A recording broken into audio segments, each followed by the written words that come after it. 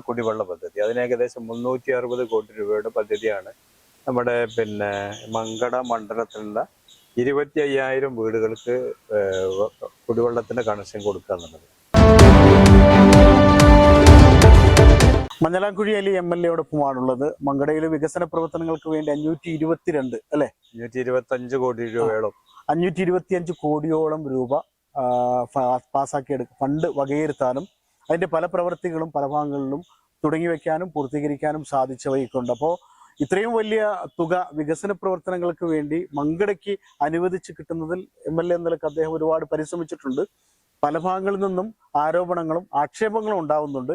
എങ്കിലും അദ്ദേഹത്തോട് തന്നെ ചോദിക്കാം, ഇത്രയും ഭീമമായ ഒരു തുക ഈ മങ്കട മണ്ഡലത്തിന് വേണ്ടി ലഭിച്ചു എന്ന് പറയുമ്പോൾ ആ വലിയ പദ്ധതികളൊക്കെ ഉണ്ടാവുമല്ലോ, ഒന്ന് വിശദീകരിക്കാം. അതിന് പ്രധാനമായും കേന്ദ്ര സർക്കാരിന്റെ സഹായത്തോടു കൂടി ആരംഭിച്ച ഫണ്ടുകളാണ്. ഒന്ന് കുടിവെള്ള പദ്ധതി. അതിന് ഏകദേശം 360 കോടി രൂപയുടെ പദ്ധതിയാണ് നമ്മുടെ മങ്കട മണ്ഡലത്തിലുള്ള 25,000 വീടുകൾക്ക് കുടിവെള്ളത്തിന്റെ കണക്ഷൻ കൊടുക്കുക എന്നുള്ളത്. അതിന് ടാങ്കുകൾ വേണം, പൈപ്പ് ഇട്ടു, അങ്ങനെ ടാങ്കുകൾ ഉണ്ടായിക്കൊണ്ടിരിക്കുന്നുണ്ട്. കുറേ എണ്ണത്തിന് കണക്ഷൻ കൊടുത്തു. അതൊരു വലിയ പദ്ധതിയാണ്, 360 കോടി രൂപ. പിന്നെ ബാക്കിയുള്ളതൊക്കെ കുറേയധികം റോഡുകളുണ്ട്. ഇപ്പോൾ മിനിഞ്ഞാന്ന് ഞങ്ങൾക്ക് ഒരു 2-3 ആഴ്ച മുമ്പേ ET മുഹമ്മദ് ബഷീർ സാറിൻ്റെ ഒക്കെ വളരെ വലിയ താല്പര്യത്തോടു കൂടി 26 കോടി രൂപയാണ് കേന്ദ്ര സർക്കാരിൻ്റെ ആനക്കയം തിരൂർക്കാട് റോഡ് നമുക്ക് പാസ്സാക്കി കിട്ടിയത്. അപ്പോൾ അതേപോലെ കുറേ റോഡുകൾക്ക് കുറേ ഫണ്ടുകൾ വന്നു. അതുപോലെ തന്നെ പല പല കാര്യങ്ങൾക്കും കേന്ദ്ര സർക്കാരിന്റെ കുറേയധികം സഹായങ്ങൾ നമുക്ക് ലഭിച്ചിട്ടുണ്ടെന്നുള്ളത് സത്യമാണ്. എല്ലാം കൂടി നോക്കുകയാണെന്നുണ്ടെങ്കിൽ സംസ്ഥാന സർക്കാരിന്റെ ഫണ്ടും കൂടി സംസ്ഥാന സർക്കാരിന്റെ ഫണ്ടും എല്ലാം കൂടി ഒരുമിച്ച് സംസ്ഥാന സർക്കാർ ഇപ്പോൾ കേന്ദ്ര സർക്കാർ ആണെങ്കിൽ അതിനൊരു ഷെയർ സംസ്ഥാന സർക്കാർ കൊടുക്കണം, പഞ്ചായത്തുകൾ കൊടുക്കണം, എല്ലാവരും കൊടുക്കണം. അപ്പൊ അതെല്ലാം കൂടി കൂട്ടിയിട്ടാണ് 525 കോടി രൂപ നമുക്ക് ലഭിച്ചിട്ടുള്ളത്.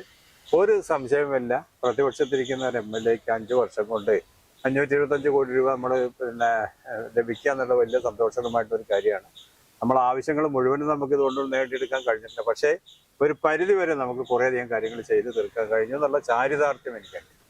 ഈ മങ്കടയിൽ ഇപ്പൊ നിയമസഭാ ഇലക്ഷനൊക്കെ വരെയാണ്.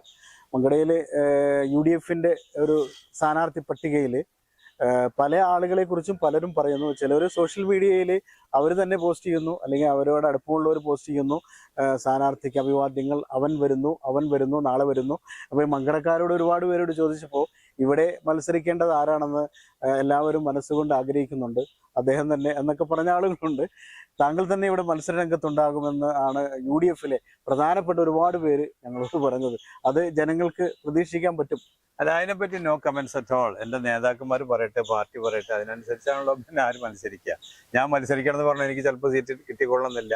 എനിക്ക് വേണ്ടാന്ന് പറഞ്ഞാൽ ചിലപ്പോൾ പാർട്ടി നിർബന്ധമായിട്ട് മത്സരിക്കണം എന്ന് പറഞ്ഞാൽ മത്സരിക്കേണ്ടി വരും. അപ്പം അത് പാർട്ടിക്ക് ഞങ്ങൾ വിട്ടുകൊടുക്കുന്നത്. പാർട്ടി പറയുന്നതിനനുസരിച്ചുള്ള തീരുമാനമായിരിക്കും. അതിനനുസരിച്ച് മുന്നോട്ട് പോകും. അത്രേ അതിനെപ്പറ്റി പറയാനുള്ളത്. കഴിഞ്ഞ തവണയൊക്കെ നല്ല വലിയ മത്സരങ്ങളൊക്കെ ഉണ്ടായിരുന്നു എന്ന് പറയുന്നു. LDF-ഉം UDF-ഉം തമ്മിലുള്ള മത്സരങ്ങൾ ഇപ്പോൾ വിവാദമാക്കി എടുക്കാനായിട്ട് പലരും ഇങ്ങനെ ചർച്ച ചെയ്ത് വെച്ചിട്ടുള്ളത്, ഒന്ന് ഓരോടമ്പാലം മാനത്തമംഗലം ബൈപ്പാസ്, ഈ മേൽപ്പാലത്തിന്റെ കാര്യത്തിലൊക്കെ ആക്ഷേപങ്ങളും സോഷ്യൽ മീഡിയ ആണല്ലോ ഇപ്പോൾ, ഇതൊക്കെ ആക്ഷേപങ്ങൾ ഉണ്ടാകുന്നത്. അതിനെ ചെറുക്കാൻ ശക്തമായ കരുത്തുള്ള ഒരാൾ തന്നെയാണ് താങ്കൾ എന്ന നിലയിലാണ് UDF-ന്റെ നേതൃത്വം ഞങ്ങളോട് പറഞ്ഞിട്ടുള്ളത്. അപ്പൊ അക്കാര്യത്തിലുള്ള ആക്ഷേപങ്ങളെയൊക്കെ പ്രതിരോധിക്കാൻ ആക്ഷേപങ്ങൾ നമ്മൾ എന്തെങ്കിലും ചെയ്തിട്ടുണ്ടെങ്കിലുള്ള അതിന്റെ മുകളിൽ ആക്ഷേപങ്ങൾ ഉണ്ടാവുക.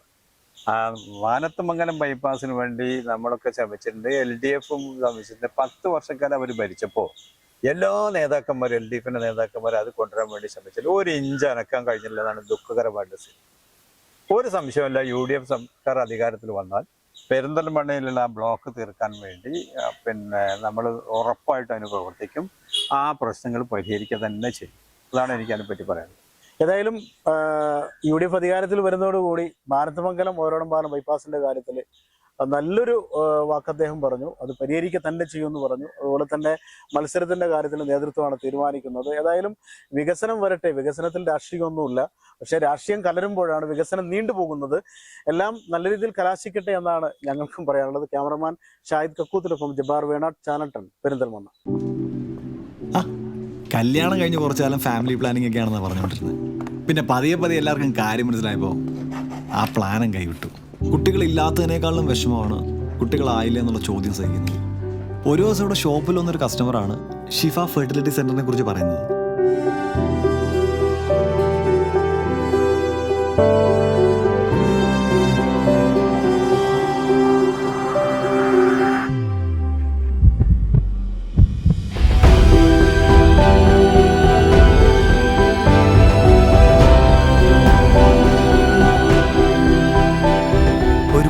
വിശേഷത്തിന് തുടക്കമാവുന്നു. ഷിഫ ഫെർട്ടിലിറ്റി സെന്റർ, കിംസ് അൽ ഷിഫ ഹോസ്പിറ്റൽ, പെരിന്തൽമണ്ണ.